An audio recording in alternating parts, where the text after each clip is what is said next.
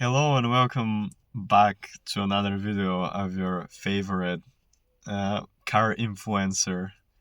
Yeah, I wish. Anyways, in today's video we are doing again something that I wasn't expecting to do, but yet I am going to do because this is how it goes with cars. So remember a while back, I think I mentioned it in another video. I had a problem with Golfetta where she didn't quite idle right when she was cold. So I was wondering what the hell is going on. And as I was going through the fueling system and the intake system and everything, I found something that actually wasn't the issue, but still I found it, so I'm gonna fix it.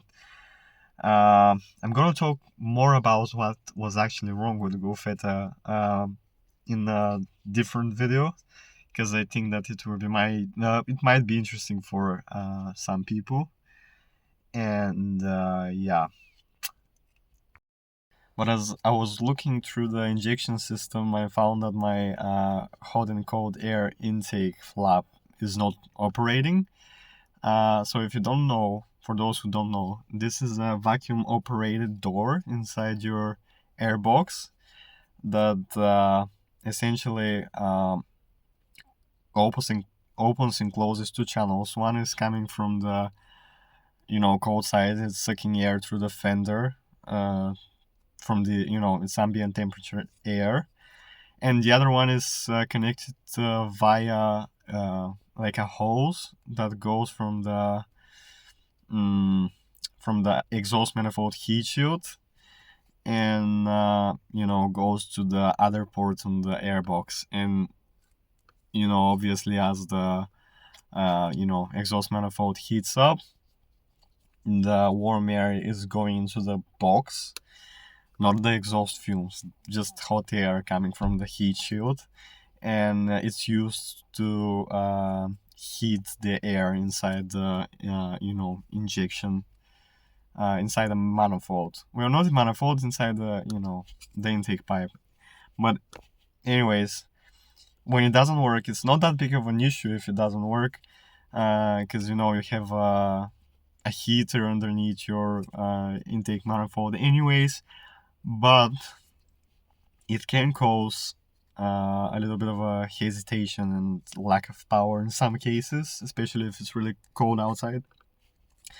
So most people, when this fails, because most of them at this point are failed, because these are 30 plus years old cars, and most of them are driven hard and are on a lot of kilometers. So most of them that you find secondhand, as I found, are not working. So I tried buying another one, a used one, a whole box. Then I tried just finding the mechanism inside the box, the flap itself, the vacuum flap.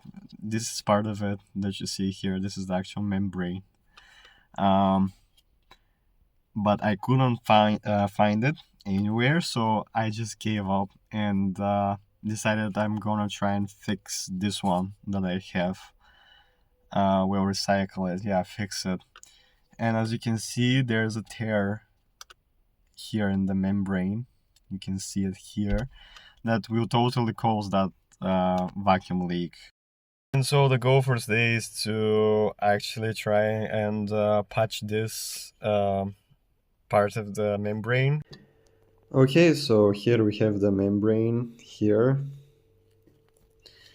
And I have my bike tire repair patch here. So I think what I'm gonna do is cut like a section from this one so that it fits nicely over that hole, and then I'm gonna put a piece down here so that it does not leak onto the plastic underneath here, and also that so that it's double secure. And yeah. Okay, so I put a piece underneath here, as you can see, and I'm gonna put this one on top of here like so, and then I'm gonna glue it on like so. Okay, so it's getting pretty dark. I was waiting for the glue to cure. Here is how the membrane looks after the repair. I patched it on the other side as well, as I said. And it's not the prettiest thing in the world, but it doesn't have to be. It's functional, and that's what matters. And I also tested it. So the way you test it, you just put it like so onto its housing, like so. And there's the place where the vacuum line goes. You just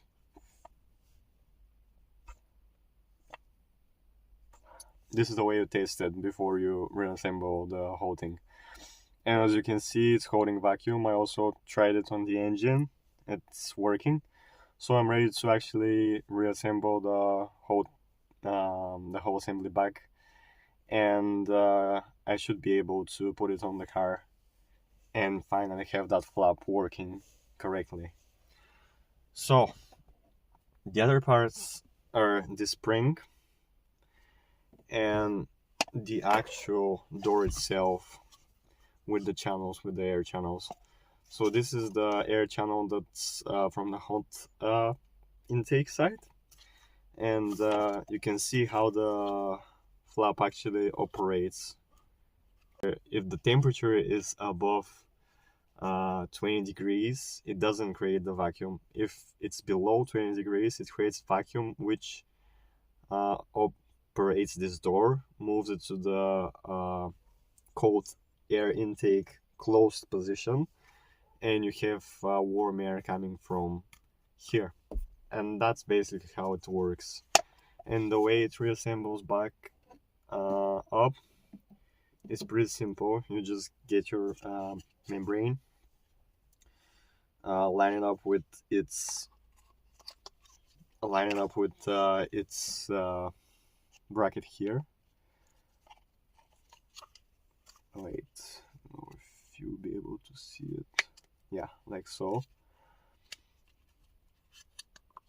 Like so.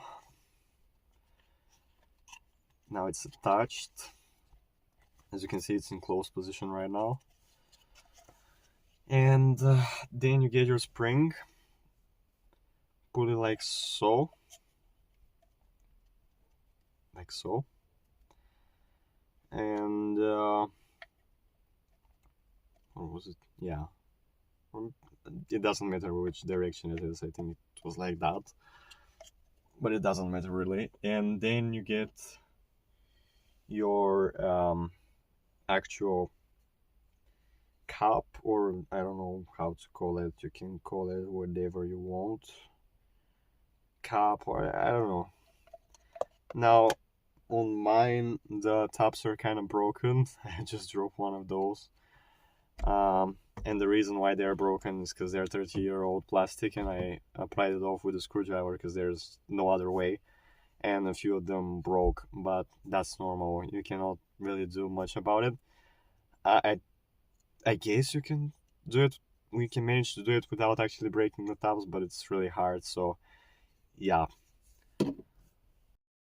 Now, one important note when you install this cap, you need to be careful with the actual vacuum port, because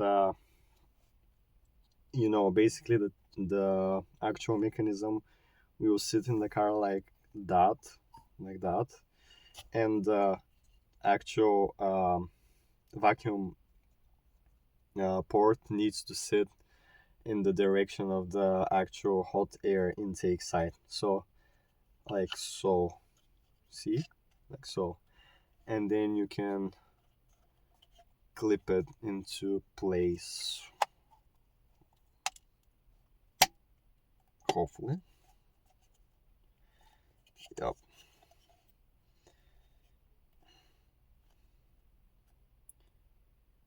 Yep. just like that. Again, some of the tops on mine are broken, but there's nothing you can do about it. I don't know. I would, maybe you can do it without actually breaking the tops, but it's really hard. So, yeah. Okay. So, yeah. So it's the next day. I decided to finish the video today because I was running out of daylight and I wanted you to see, when I reinstall it. So this is the reassembled assembly. You saw me in the last clip how I assemble it, and you may notice addition of those two wires here, and the reason why they're there is because they hold the actual cover of the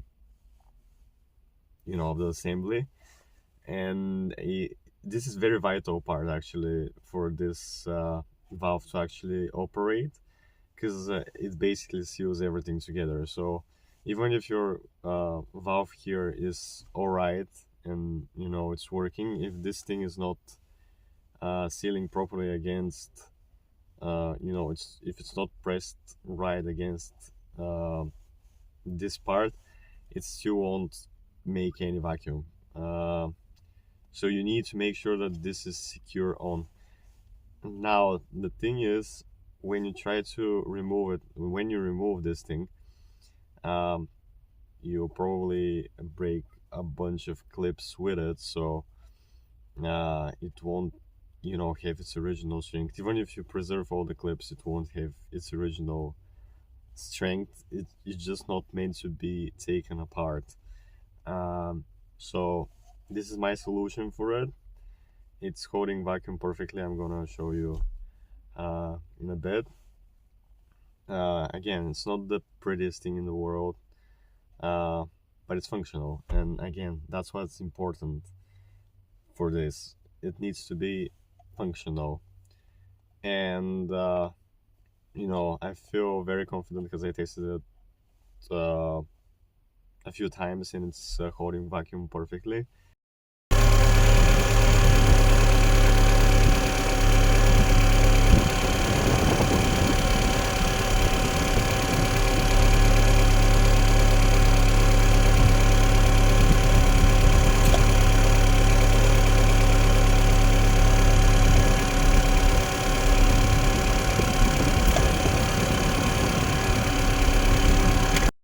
So as you saw, it works, and now it's time to disassemble the airbox.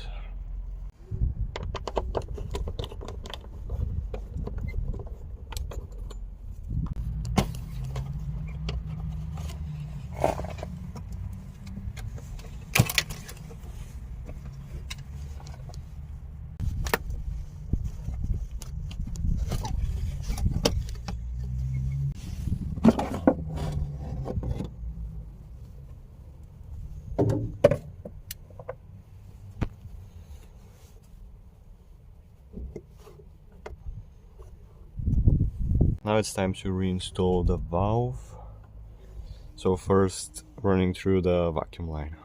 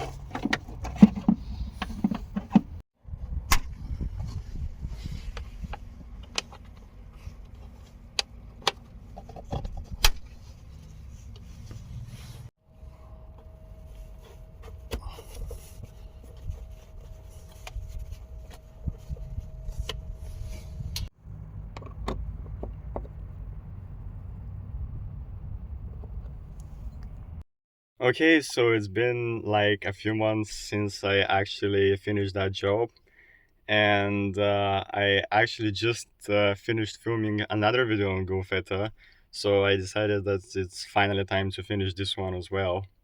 And since I fixed this valve, it's been working perfectly for those few months, and it's still working. Right now it's summer and it's staying on the cold air intake side, uh, just how it should. Um, but when I filmed that video, it was still winter, so I tasted it during that time, and it was opening and closing properly. Uh, so yeah, and especially when it was like this like transition between winter and spring, you can see the valve actually staying kind of in the middle, just how it should be. So letting a little bit of both warm and cold air into the intake. And it's really, this is how it should work. It should adjust according to the outside temperature, because it has this um